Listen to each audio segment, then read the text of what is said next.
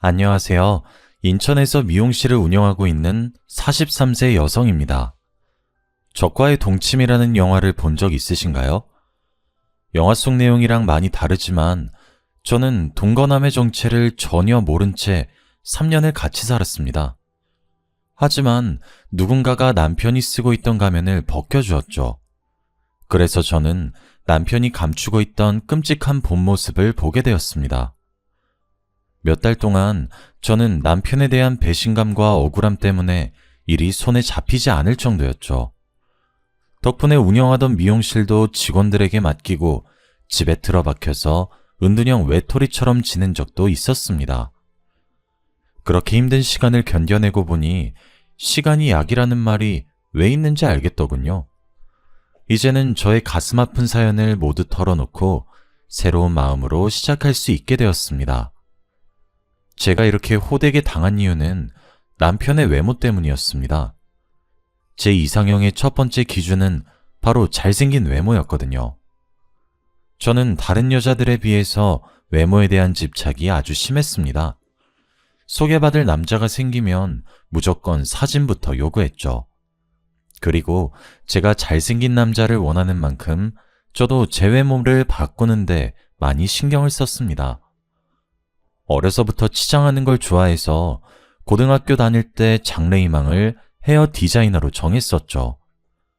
대학에서 헤어 디자인을 전공한 저는 졸업 후에 정식 미용사가 되어서 대형 헤어샵에서 사회생활을 시작하게 되었습니다.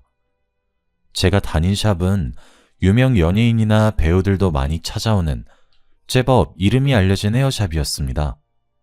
그만큼 들어가기 힘든 곳이었는데 먼저 일하고 있던 대학 선배 언니가 원장님에게 말해서 취직하게 되었는데요. 첫 직장이고 절 추천해준 선배 언니가 있으니 누구보다 열심히 일을 했습니다. 그 당시에는 막내였기 때문에 가장 먼저 출근해서 청소를 하고 장비들을 세팅해서 손님을 맞을 준비를 해놨습니다. 나중에는 원장님도 열심히 하는 저를 인정해 주시더라고요. 시간이 지날수록 어려운 기술들을 제게 전수해 주셨어요. 1년이 지났을 때쯤에는 남자 모델의 전속 디자이너로 배정받기도 하였습니다. 제법 잘 나가는 모델이어서 만나기도 전에 설렜었죠. 실제로 보니 생각보다 키도 컸고 얼굴도 잘생겨서 깜짝 놀랐습니다.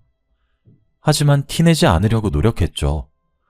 헤어스타일을 만지려고 그 어떤 스태프보다 가까이 가다 보니 제 치장에 더 신경을 쓰게 되었습니다.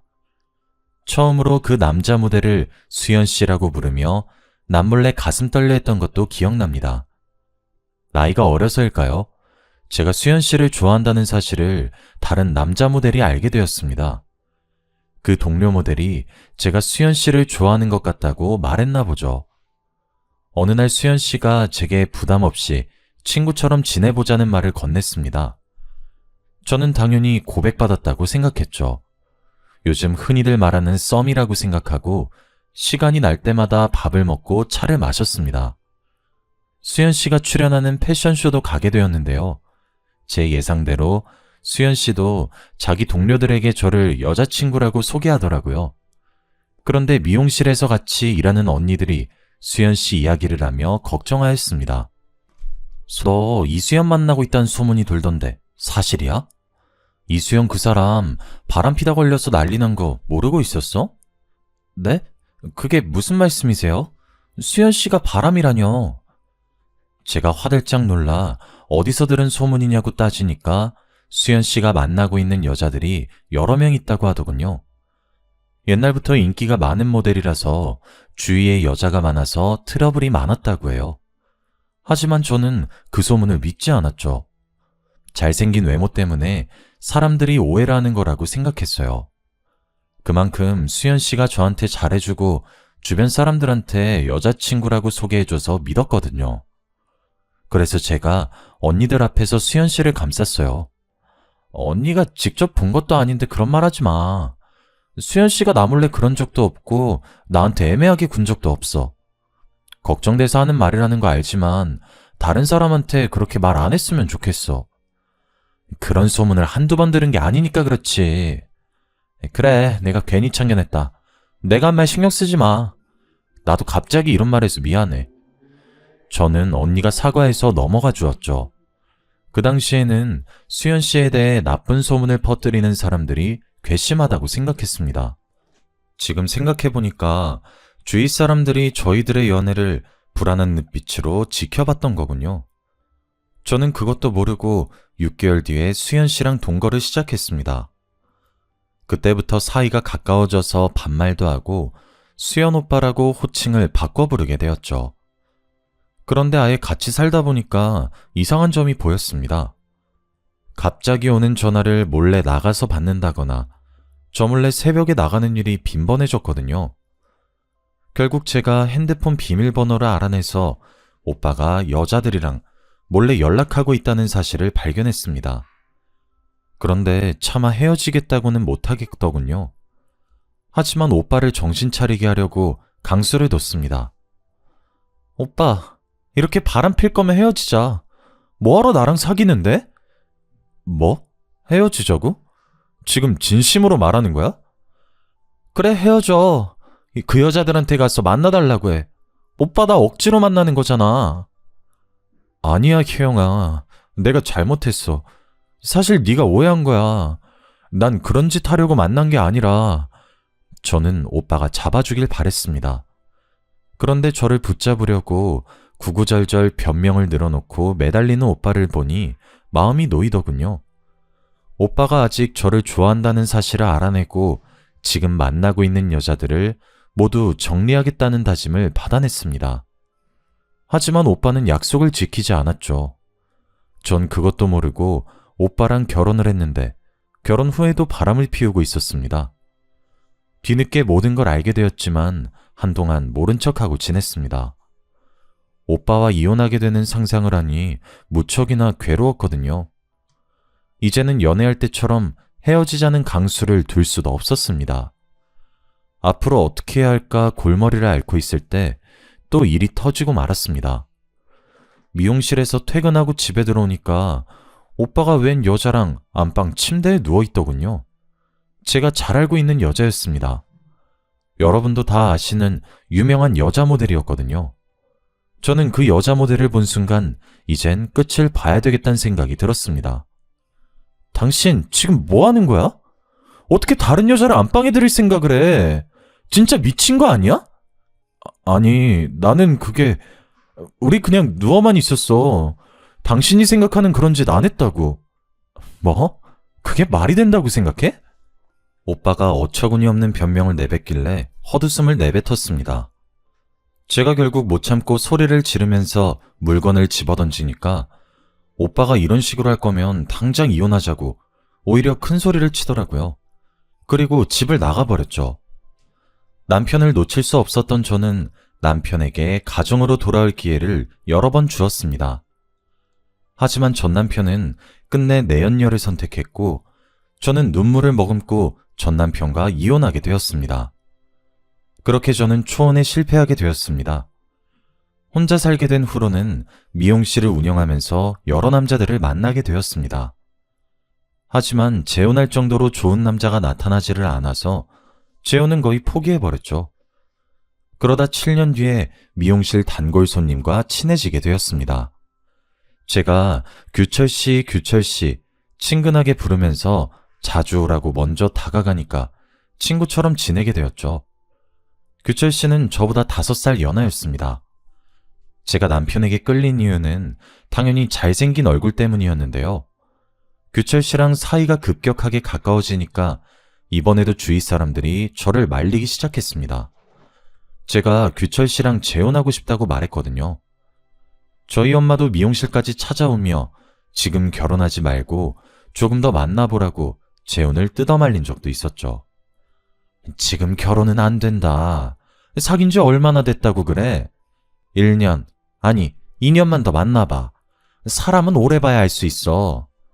엄마, 오래 봐도 모르는 게 사람이야. 이번엔 내가 다 봤다니까?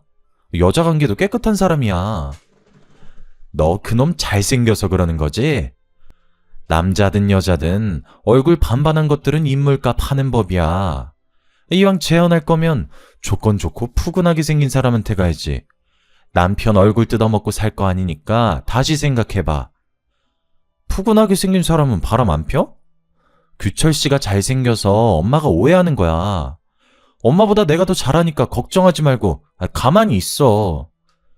제가 이렇게 고집을 피우니까 엄마가 집에 가서도 매일 전화를 하며 걱정을 하시더라고요. 물론 저도 재혼하다가 또 이혼하게 될까봐 걱정됐지만 남편은 절대 이혼할 일이 없을 거라고 했습니다. 장모님도 참, 내가 무슨 바람을 핀다고 그래. 내가 그동안 만난 여자도 4명밖에 없어. 가볍게 만난 적 한 번도 없는데 왜 그렇게 말씀하시나 몰라? 그래, 자기 진지한 거 나도 알지. 자기 한번 연애하면 3, 4년씩 연애했다며.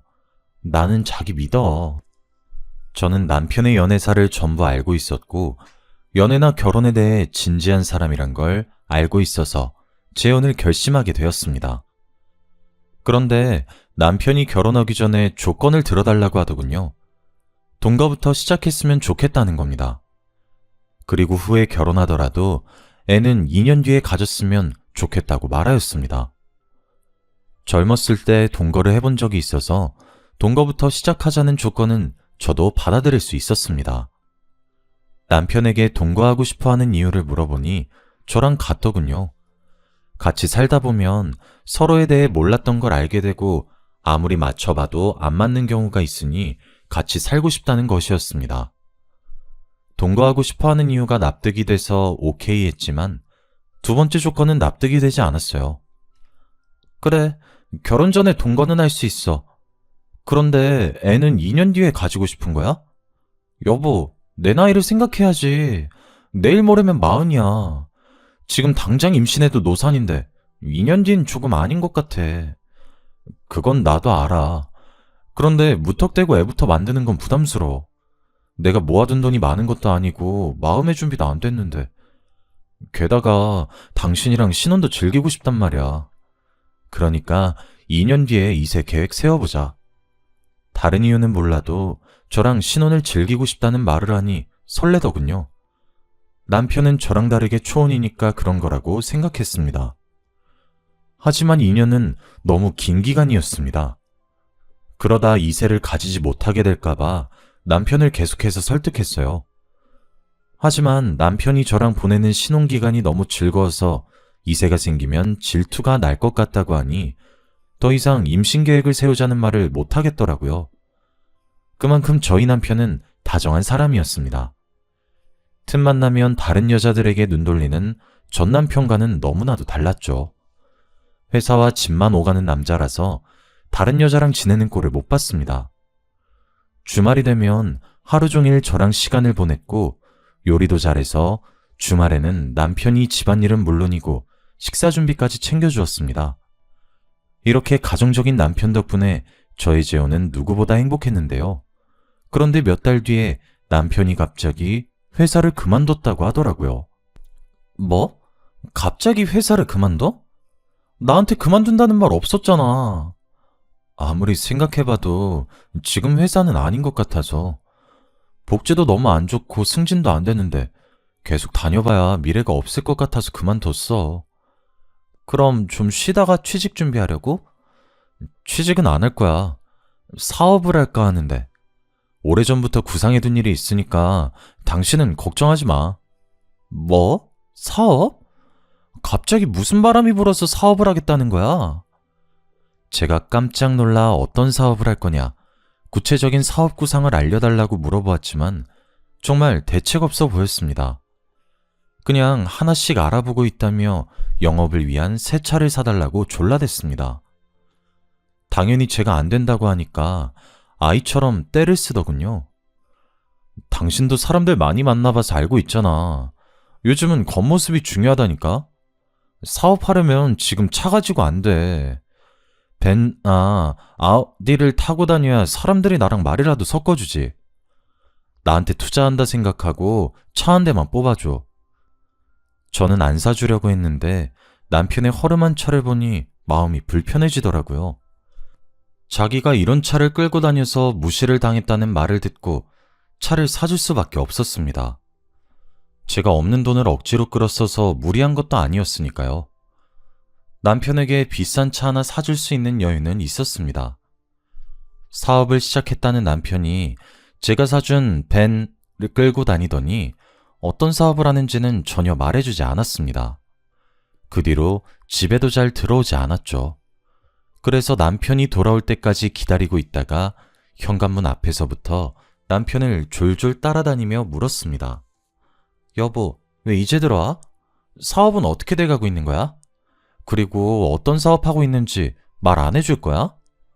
아, 피곤하게 왜 이래. 일하다가 들어온 사람한테 너무한 거 아니야? 사업은 내가 알아서 할 테니까 신경 쓰지 마.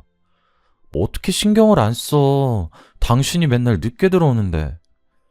제가 정색을 하면서 화를 내니까 그제서야 남편이 저를 달래더군요.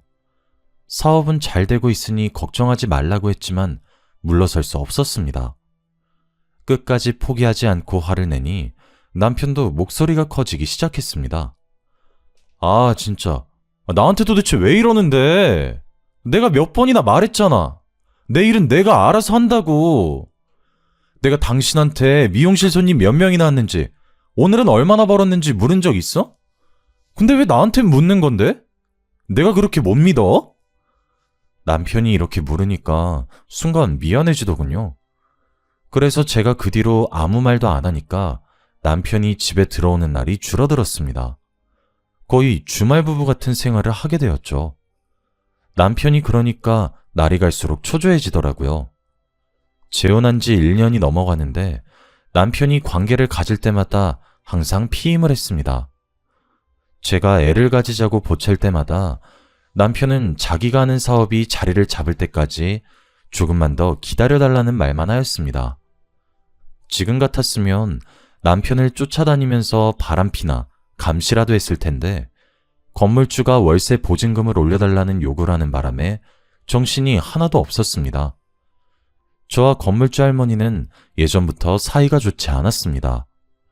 성격이 괴팍하고 임차인들에게 함부로 말을 해서 그 할머니를 좋아하는 임차인은 한 명도 없었거든요.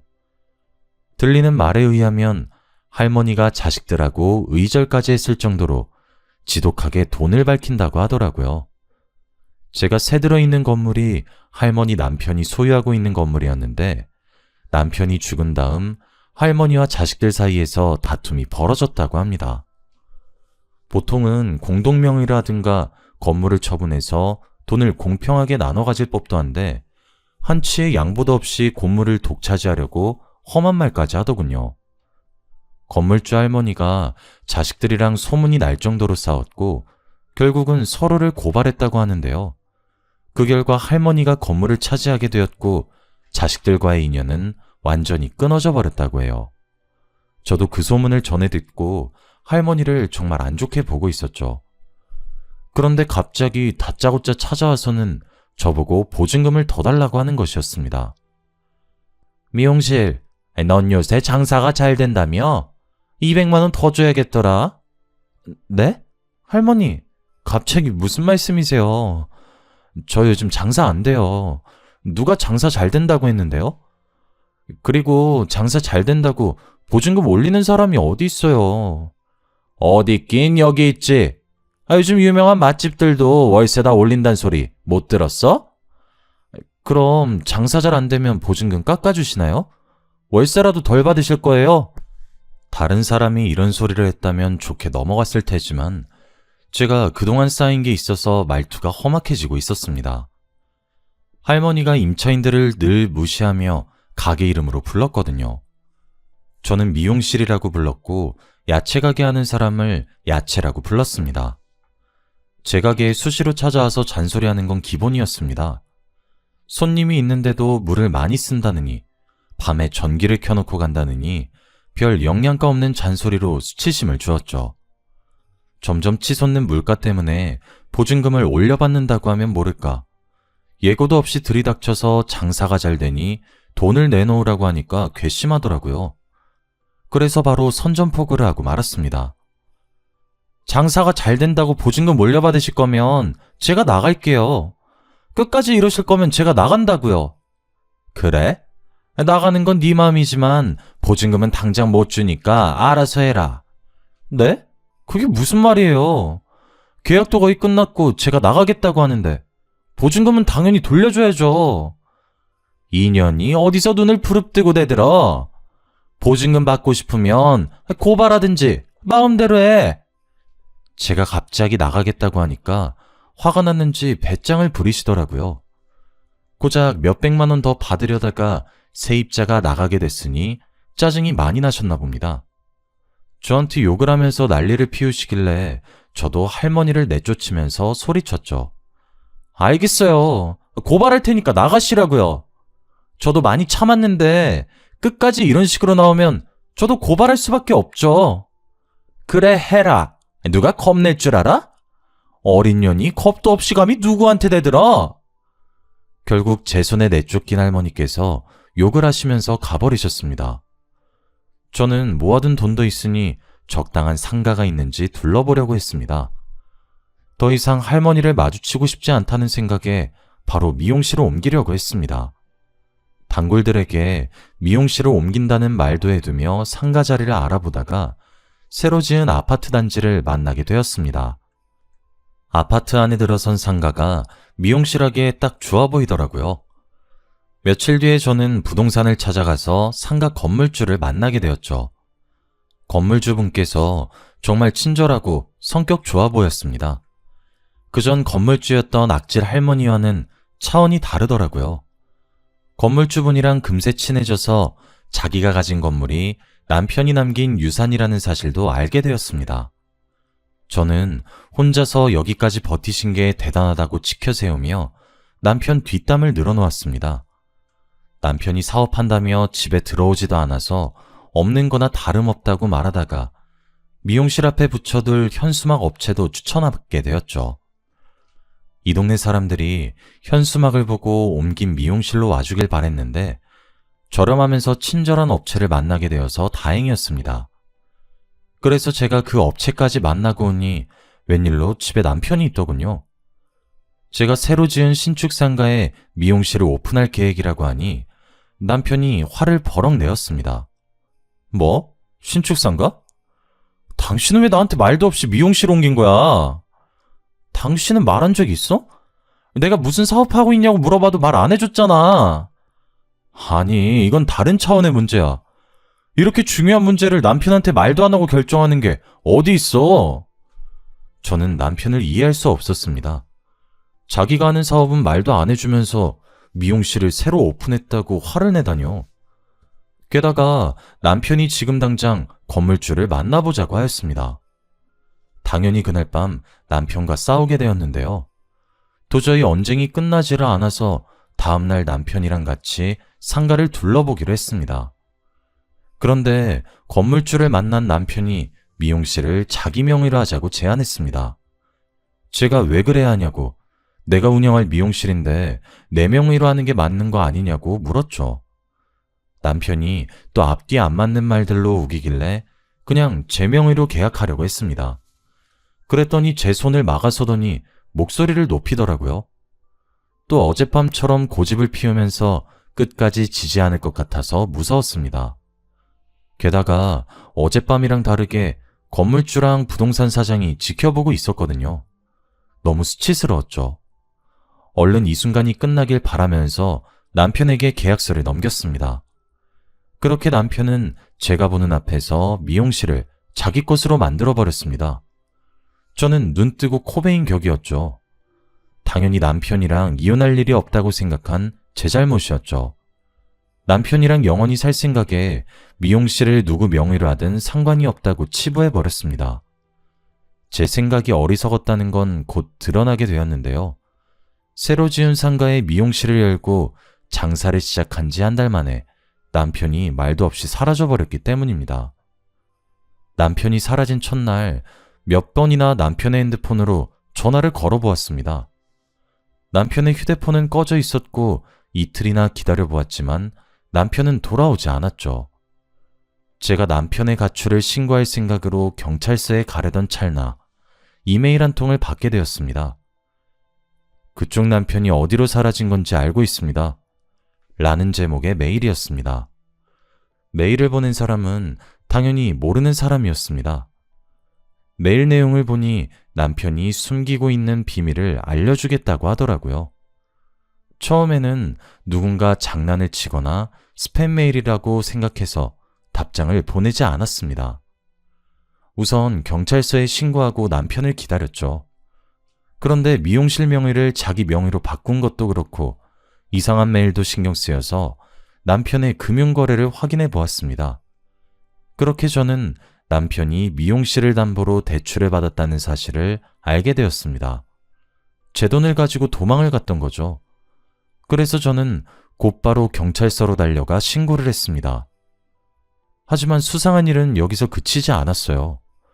다음 날에 그 수상한 메일을 또다시 받게 되었거든요. 그 메일에는 제가 하루를 어떻게 보내는지 자세하게 적혀 있었습니다. 메일을 보낸 사람은 분명히 저를 가까이에서 지켜보고 있는 것 같았습니다. 스토킹을 당하고 있는 것 같아서 마음이 불안해지기 시작했죠.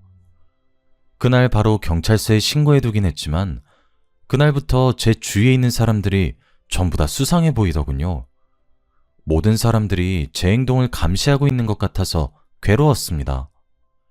다른 사람들이랑 대화하는 게 힘들어져서 집에만 있으니 수상한 메일이 또 도착했습니다. 남편이 어떤 인간인지 알고 싶으면 연락처를 남기라는 메일을 본 순간 망설일 수 없었습니다. 이렇게 아무것도 모른 채 괴로워하는 것보다 진실을 알아차린 후에 괴로워하는 게 더 나은 것 같아서 연락처를 남겼죠. 며칠 후에 낯선 번호로 전화가 걸려왔습니다. 웬 여자가 메일을 보낸 사람이라며 지금 당장 만나자고 하더군요. 지금 만나자고요? 당신이 나한테 해코지 할 수도 있는데 어떻게 만나요?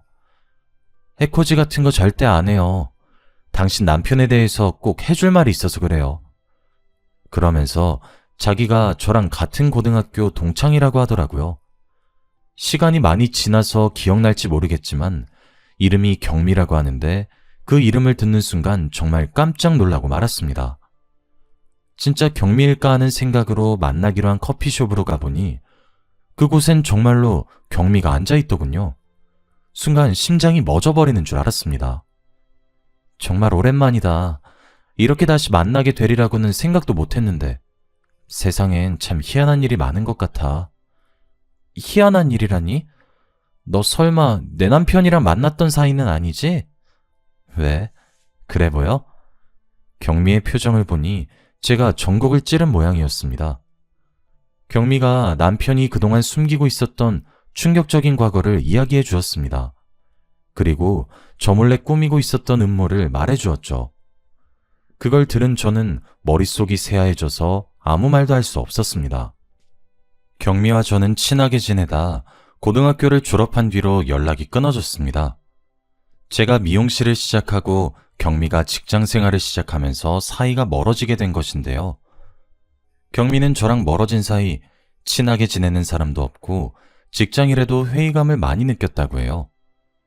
매일 정해진 시간에 출근해서 똑같이 반복되는 일상을 되풀이하다 보니 모든 일에 무기력해졌다고 합니다. 회사에 휴가를 내고 기분 전환을 하려고 혼자 여행을 갔지만 나아지지 않았다고 하죠. 그래서 심리상담을 받았는데 번아웃이라는 진단을 받게 되었다고 하네요. 이대로 그냥 두면 공황장애로까지 이어질 수 있다는 말을 듣고 경미가 직장을 그만두게 되었다고 합니다. 몇 달 동안 집에서 혼자 지내다가 카페를 차렸다고 해요. 하지만 외롭고 쓸쓸한 마음은 여전해서 계속해서 치료를 받고 있었다고 하는데요. 그러다가 저희 남편을 만나게 되었다고 합니다. 나는 그놈이 결혼한 줄도 몰랐어. 나중에 알고 보니까 혼자서 가게하고 있는 여자들한테만 접근하고 있었더라고. 너한테도 똑같은 수법으로 접근했던 거야. 남편은 몇 달 동안 하루도 빠짐없이 카페에 출근 도장을 찍었다고 합니다. 경미가 마음의 문을 연 것 같으니까 나중에는 약혼 프로포즈까지 했다고 하더군요. 남편이 경미를 꼬신 레퍼토리를 들어보니 제가 당한 것과 똑같아 보였습니다. 뭐? 그 자식이 돈 거 먼저 하고 애는 나중에 가지자고 했다고? 그래, 너랑 나한테만 이런 게 아닌 것 같아. 다른 여자들이 더 있을 수 있어. 경미한테도 동거하자고 접근해놓고 막상 같이 살게 되니 1년 만에 본색을 드러냈다고 합니다. 사업을 핑계로 돈을 요구한 것이죠. 여보, 내가 이번에 사업을 해보려고 하는데 착수금 좀 빌려줄 수 있어? 갑자기 사업? 무슨 사업 할 건데? 그건 지금 당장 말하기 좀 그래. 내가 자리 잡으면 말해줄게. 아니, 무슨 사업을 할 건지 말해줘야 내가 돈을 빌려주던가 하지. 아니야. 내가 다른 애한테 빌려볼게. 그냥 말해달라니까? 됐다. 얼마나 필요한데? 나중에 말해주긴 할 거지? 당연하지. 내가 성공하면 배로 돌려줄게. 1억이면 될 것 같은데 당신 카페를 담보로 대출을 좀 받으면 어떨까? 남편이 사업 이야기를 그때 한 번만 꺼낸 것이 아니라 빌려줄 수밖에 없었다고 합니다. 어느 날 남편이 술에 취해서 내가 사업 좀 해봐겠다는데 야박하게 거절만 하냐고 눈물을 터뜨리는 바람에 돈을 줄 수밖에 없었다고 하더라고요. 경미는 그날 밤 남편이 서럽게 울며 우리 와이프 호강시켜주고 싶다고 우는데 마음이 안 좋았다고 해요. 정신과 약도 먹고 있고 몸도 안 좋은데 일까지 하게 해서 미안하다고 매달리는 모습이 계속 생각나서 경미가 대출까지 받아서 돈을 빌려주었다고 하는데요. 결국 남편은 경미가 주는 돈을 받고 감쪽같이 사라져버렸다고 해요. 저는 그 이야기를 듣고 어이가 없어서 헛웃음만 나왔습니다. 처음부터 그놈이 노렸던 건 제 돈이었더라고요. 그래서 미용실을 옮긴다고 하니까 평소랑 다른 반응을 보였던 거죠. 그놈의 머릿속에는 미용실을 자기 것으로 만들어서 돈을 땡긴 다음 도망갈 생각이었던 겁니다. 만약에 미용실을 옮기지 않았더라면 그놈은 다른 핑계를 대서 돈을 뜯어내고 도망을 갔을 겁니다. 남편이 도망간 다음에 경미는 행방을 수소문하다가 포기해버렸다고 하는데요. 경찰에 신고해보았지만 남자라는 이유로 행방불명 신고도 받아주지 않았다고 합니다. 단순 가출이나 바람을 피러 나간 거 아니냐고 따지길래 기분이 나빠 그냥 집으로 와버렸다고 하죠. 그런데 카페 단골 손님 중 한 명이 남편을 인천에서 봤다고 했습니다. 인천에 출장을 왔다가 제가 사는 동네 근처를 들린 사람이 남편의 얼굴을 정확하게 기억해냈습니다. 경미와 친했던 단골 손님이 남편이 행방불명된 사실을 알고 얼굴을 기억해두고 있었다고 합니다. 저희 남편이 잘생긴 얼굴 때문에 눈에 띄어서 다행이었죠. 경미가 그 사실을 전해 듣고 남편과 단판을 지으려고 인천으로 내려왔습니다. 그러다 남편이 저랑 동거를 하고 있다는 사실을 알게 됐는데요. 경미가 근처에 원룸까지 구해놓고 한 달 동안 저랑 남편을 지켜보았다고 합니다. 그러다 남편이 도망가 버리자 제게 메일을 보냈던 겁니다. 나는 그 자식이 이렇게 빨리 도망갈 줄 몰랐어. 이번엔 잡을 줄 알았는데 한 발 늦어버려서. 마음 같아서는 제 집에 들이닥쳐서 그놈을 요절내버리고 싶었다고 해요. 그런데 다짜고짜 집에 들이닥치면 불륜을 저지른 죄밖에 잡지 못하니 남편이 제게 무슨 사기를 치는지 확실한 증거를 잡으려고 했다고 합니다. 시간을 끌다가 남편을 놓쳐서 분하다는 말까지 제게 해주었죠. 어떻게 하면 그놈을 잡을 수 있을까? 이대로 두면 다른 여자들한테도 이런 짓 저런 짓 저지르고 있을 거 아니야. 경찰에 신고했다며. 경찰에서 연락 온 거 없었어? 여러 번 찾아가 봤는데 남편 찾고 있으니까 기다리라는 말만 하더라고. 경찰만 믿고 있으면 안 돼. 우리가 직접 나서자. 그놈이 또 이 근처 여자들한테 접근하고 있을 거야. 경미는 경찰들이 사람이 사라졌어도 남자라고 찾지도 않는 마당에 이런 사건도 신경 쓰지 않을 거라고 했어요. 워낙 강력범죄가 많은 상황이라 마누라 돈을 가지고 잠적해버린 일은 사건 축에도 끼지 못할 거라고 하네요. 믿었던 남편에게 보기 좋게 뒤통수를 맞고 배신을 당했다는 사실에 그놈을 찾아내서 요절을 내줘야겠다고 생각했습니다. 경미도 저와 같은 생각인지 머리를 맞대고 의논하자고 했죠. 그러다 사람을 찾아주는 전문가에게 의뢰하기로 결정했습니다. 비용은 경미와 제가 반반씩 부담하기로 했는데요. 역시 이런 일은 경찰보다 흥신소 직원들이 전문가였습니다. 일주일 만에 남편이 어디에서 뭐라고 사는지 주소와 사진들을 보내주더군요. 남편이 경기도에서 다른 내연녀와 애까지 낳아서 잘 살고 있다는 사실에 분노가 치솟았습니다. 남편이 사업을 하고 있다는 말들은 전부 거짓말이었습니다. 저와 동거를 하면서 출장을 핑계로 내연녀와 지냈던 거죠. 내연녀와 장을 보러 가는지 애를 안은 채 활짝 웃고 있는 모습을 보니 심장이 쿵쾅쿵쾅 뛰기 시작했습니다. 그런데 남편의 내연녀 얼굴이 왠지 모르게 익숙해 보이더군요. 분명히 어디선가 봤는데 어디서 봤는지 기억이 나지 않았습니다. 경미는 분에 이기지 못하고 소리를 지르면서 이것들을 가만두지 않겠다고 길길이 날뛰고 있었죠. 저는 남편 예언녀가 누군지 생각이 날 것 같아서 사심만 뚫어져라 쳐다보고 있었습니다. 그랬더니 경미가 제 팔을 잡고 일으켜 세우더군요. 우리한테서 뜯어낸 돈으로 애 키우고 있었던 거야? 이런 미친 자식. 혜영아, 당장 이것들 깜빵에 넣어주자. 뭐해? 지금 당장 일어나서 잡으러 가야지. 그때 갑자기 그녀가 누군지 떠올라 고개를 번쩍 들어 올렸습니다. 이 사람 그 사람 아니야? 김땡땡, 너도 알잖아. 우리나라에서 제일 유명한 모델. 내연녀의 정체는 바로 우리나라에서 유명한 모델인 김땡땡이었습니다. 제가 잡지 촬영차 출장을 갔을 때 만난 적 있는 모델이기도 했죠. 경미는 제 말을 듣자 깜짝 놀라서 흥신소에서 알려준 주소로 가보자고 했습니다. 가는 길에 경찰에 신고해놓고 저희 둘이서 경기도 땡땡에 있는 빌라 앞에서 대기하고 있었는데요. 그 여자랑 남편이 한참 뒤에 애를 안고 나타나더군요. 아무것도 모르는 남편이 그저 좋아서 해벌쭉 웃고 있었습니다. 그 모습을 보자마자 저보다 먼저 경미가 달려가서 그놈의 멱살을 잡아챘습니다. 야, 이 자식아, 마누라 등쳐먹고 도망가면 잘 살 줄 알았어? 이 쳐죽여도 시원치 않은 놈이? 경미가 손톱으로 남편의 얼굴을 긁어놓으니까 깜짝 놀란 남편이 경미를 뿌리치고 달아나려고 했습니다. 하지만 제가 달려가서 그놈을 잡아놓았죠. 저희들이 실랑이를 벌이는 사이에 경찰이 출동했습니다. 경찰이 남편을 체포하는 사이에 저는 남편 내연녀에게 다가가 물었죠. 너 진짜 양심 없다. 세상 사람들이 네가 다 누군지 알고 있어. 그런데 감히 바람을 펴? 저는 내연녀가 죄송하다고 무릎이라도 꿇을 줄 알았습니다. 뭐가 그렇게 당당한지 내연녀가 코웃음을 치면서 저를 흘겨보더군요. 그래서 뭐 어쩌라고.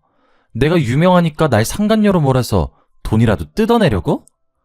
난 정식으로 혼인신고한 사이야. 상간녀는 오히려 너희들이지. 그래, 네 마음대로 해봐. 나를 상간녀로 고소해보라고. 근데 10년 전에 내 남편이랑 뒹굴다가 걸린 년이 할 소린 아닌 것 같은데? 뭐? 너 설마? 이제야 기억난 거야? 나 증거도 있어. 네 남편이 나한테 미안하다고 매달린 문자 있다고. 문자? 그거 조작한 건지 어떻게 알아? 너 같은 년 말을 어떻게 믿냐고. 내연녀가 끝까지 재수없는 말들을 내뱉길래 더 이상 참을 수 없었습니다. 저도 모르게 내연녀의 머리채를 잡아 뜯었는데요. 한 번도 아니고 두 번이나 인연 때문에 이런 일이 생겼다고 생각하니 분해서 견딜 수가 없었습니다. 경찰이 있어서 다행이었죠. 경찰이 말리지 않았으면 그년 머리털을 죄다 잡아 뜯었을 겁니다. 그년이 끝까지 자기는 잘못 없다며 저를 체포하라고 소리치는데 속이 부글부글 끓더군요. 이거 놔! 저 년을 체포해야지. 내가 왜 경찰서 가야 하는데? 그 자식한테 여자가 한둘이었어? 왜 내 책임이야? 내연녀가 난리를 피우면서 소리를 질러대다가 경찰에 연행되었습니다. 경찰 조사 결과 둘은 공범이었다고 해요. 큰 돈을 벌 방법이 없으니 혼자 사는 여자들을 꼬셔보라고 재촉했다고 합니다. 애를 가지지 않으면 나중에 자기들의 정체가 발각되어도 문제없을 거라고 생각했나 봅니다. 본처가 피해자라고 나서서 피해를 입은 동거녀를 상간녀로 몰아세우려고 했던 거죠. 실제로 다른 여성들은 남편에게 사기를 당하고도 상간녀로 몰리는 게 무서워서 꼼짝없이 당하고 말았다고 해요. 하지만 이번에는 그렇게 빠져나갈 수 없었습니다. 내연녀는 저희들을 상간녀라고 소송했지만 경찰이 남편과 내연녀가 벌인 사기에 대한 증거를 확보해버리고 말았습니다. 검찰은 그 인간들을 구속해버렸는데 내연녀는 포기하지 않고 변호사를 선임하더군요. 저희들을 상대로 위자료 청구 소송을 하는 어이없는 짓을 저지르고 말았습니다. 결국 재판 과정에서 그년이 제 가정을 2번이나 파탄낸 것이 드러났고 제가 아니라 내연녀가 위자료를 지급해야 한다는 판결이 나왔습니다. 재판 결과에 따라 경미와 저는 그들이 살고 있던 빌라와 현금을 포함해서 모든 재산을 받아냈습니다. 그래서 전 남편이랑 내연녀는 정말 10원짜리 하나도 없는 알거지가 되어버렸죠. 어차피 그 인간들은 돈 같은 건 필요도 없을 겁니다. 교도소에 가면 국민들의 세금으로 먹여주고 재워주고 있으니까요. 경미가 없었으면 이렇게까지 복수하지 못했을 겁니다. 경미의 도움으로 파렴치한 남편과 뻔뻔스러운 내연녀에게 세상이 무법천지가 아니라는 사실을 확실하게 보여주었는데요. 용서는 용서받을 자격이 있는 사람에게만 해야 한다는 사실을 여러분들도 꼭 기억하시길 바랍니다. 여기까지 사연 들어주셔서 감사합니다.